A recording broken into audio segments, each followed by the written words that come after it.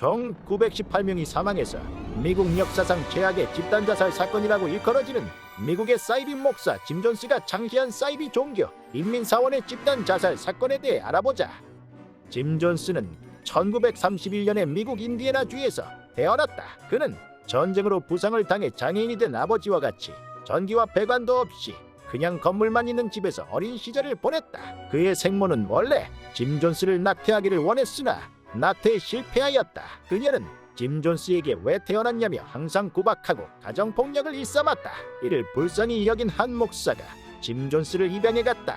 하지만 짐 존스는 입양되고 나서도 성경책에 소의 대변을 뿌리거나 나는 슈퍼맨이다 라고 외치면서 옥상에서 뛰어내려 골절상을 입는 등 기행을 일삼는 탓에 의붓 부모인 목사 부부는 골머리를 앓았다. 그는 어린 시절에 학교 폭력 가해자로 유명했는데 이는 아돌프 히틀러의 영향을 받아 히틀러를 따라하다 보니 그렇게 된 것이라고 한다. 짐 존스는 항상 친구들에게 자신을 총통이라고 부르라고 시켰으며 자기 마음에 안 드는 친구들을 상습적으로 구타했다. 짐 존스는 자기애성 성격장애, 반사회성 성격장애 등이 있었을 것으로 추측된다. 겉으로는 카리스마 있게 보이지만 실은 인격이 텅 빈 사이코패스다. 또한 그는 동성애와 관련된 이중적 태도를 가지고 있기도 했다. 동성애자의 미래 장소로 애용되던 로스앤젤레스에 있는 어느 극장의 화장실에서 어떤 남자를 돈으로 매수하여 성관계를 맺으려 했으나 하필 그 남자는 잠복 중인 비밀 경찰이었고 결국 짐 존스는 성매수 혐의로 체포되었다.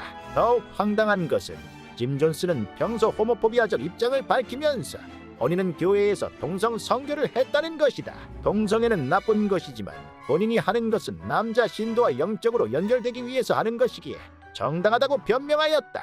즉 본인도 성소수자지만 성소수자를 혐오하는 사람인 디나이얼이었을 가능성이 높다. 대학생 시절에 사회주의와 기독교 관련 서적을 읽으며 그 사상을 배우며 심취한 짐 존스는 1955년 인디애나폴리스의 로럴 스트리트 예배당에서 설교한 것을 시작으로 본격적인 목회 활동에 나섰다. 짐 존스의 주장은 사회주의와 평화주의, 자유주의, 개신교적 구제론 등을 바탕으로 하고 있는 인종통합, 사회정의, 평등, 자유, 빈민구제 등의 바람직한 가치를 추구하는 것이었고 짐 존스의 카리스마도 굉장했기에 곧 많은 사람들이 그를 따랐다. 1960년대에 들어서 당시 미국 정치계가 급속한 변화에 휩싸이면서 기존의 사회적 질서가 붕괴하기 시작했고 문화의 충돌과 사상의 양극단화가 심화되었다. 이런 와중에 사람들 사이의 과격주의가 빠르게 번지기 시작하였다. 이러한 시대적 움직임에 짐 존스 또한 큰 영향을 받아 그의 종교가 변질되기 시작했다.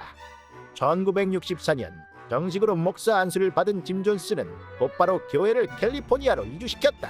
당시 캘리포니아는 지금도 그렇지만 미국의 사회적 변혁에 있어 최전선이었고 다양한 이념이 충돌하고 급진적 운동이 활발한 곳이었다. 짐 존스는 이 교회에서 공산주의 사상과 초기 기독교 신도의 사상을 따라 신도의 소득, 부동산, 보험금 등의 자산을 전부 교회에 바쳐 모든 사람이 공평하게 나눠 가지도록 했다. 집회에서는 공산주의를 대표하는 민중가요인 인터내셔널가를 찬송가로 부르게 하고 설교에서 종교는 인민의 아편이다라고 까기도 했을 정도로 반기독교주의의 색채를 강하게 드러내기 시작했다. 그는 특히 마오주의에 심취하여 공산주의 운동에 적극적으로 참여하였다. 이렇게 교회가 막장이 되다 보니 신도들 사이에 내분이 일어났다. 사회에서도 이 요상한 종교에 대해 관심을 가지고 카메라를 들이대기 시작하자 짐 존스의 피해망상은 폭발하였고 기어이 돌이킬 수 없는 결정을 내렸다. 1974년 짐 존스의 인민사원은 남미 가이아나의 토지를 구입했고 아예 미국을 떠나 그곳에 마을을 꾸리고 정착했는데 이 마을이 바로 존스타운이다. 자신만의 왕국에서 짐 존스는 왕이나 다름없는 존재였다.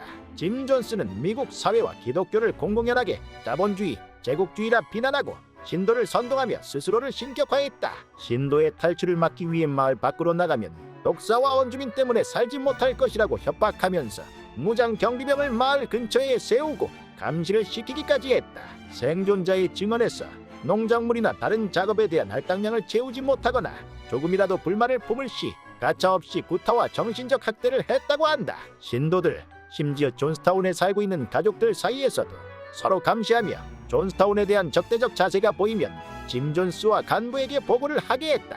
생존자인 레슬리 윌슨이 인터뷰에서 밝힌 바로는 감시체제로 인해 당시 미국으로 돌아가고 싶다는 마음을 부모와 형제에게도 밝힐 수가 없었다고 말했다. 결국 존스타운에 갇혀있는 신도의 안전을 염려한 미국 본토에 있는 가족의 항의로 미국의 하원의원인 레오 라이언이 진상조사를 위해 가이아나로 떠났다. 하지만 이 방문은 존스타운의 사람들을 해방시키기는커녕 끔찍한 결말을 부르고 말았다. 1978년 11월 17일 레오 라이언 의원과 조사단, 기자단은 비행기를 타고 존스타운에 도착했다. 짐 존스는 조사단을 속이기 위해서 신도들에게 행복하게 잘 사는 것처럼 보이라고 지시하였다. 처음에는 레오 라이언 의원도 연기를 하는 신도들에게 속아 넘어갔다.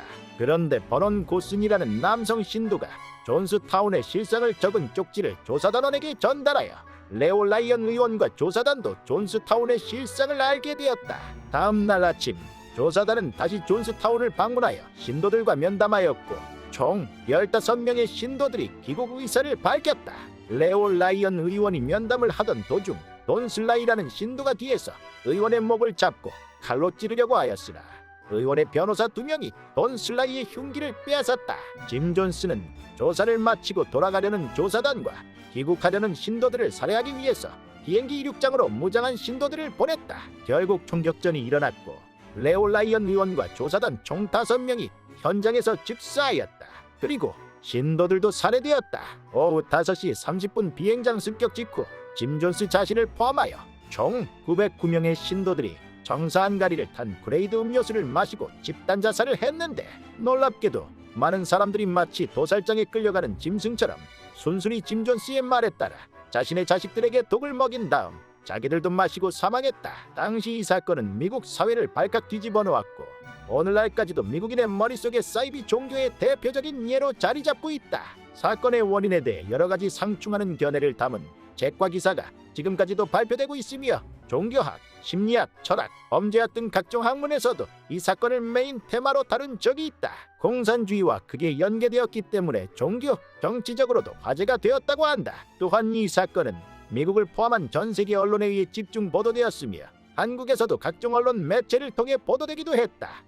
시신은 모두 고국인 미국으로 이송되었으며 인수할 유가족이 없는 이들은 캘리포니아 오클랜드에 있는 에버그린 공동묘지에 안장되었다. 2010년까지는 주모비만 달랑 있는 무덤이었지만 현재는 희생자 전원의 이름이 적혀있다. 신도들의 총격으로 사망한 레오 라이언 하원 의원은 1983년에 의회 명예 황금 훈장을 받았다.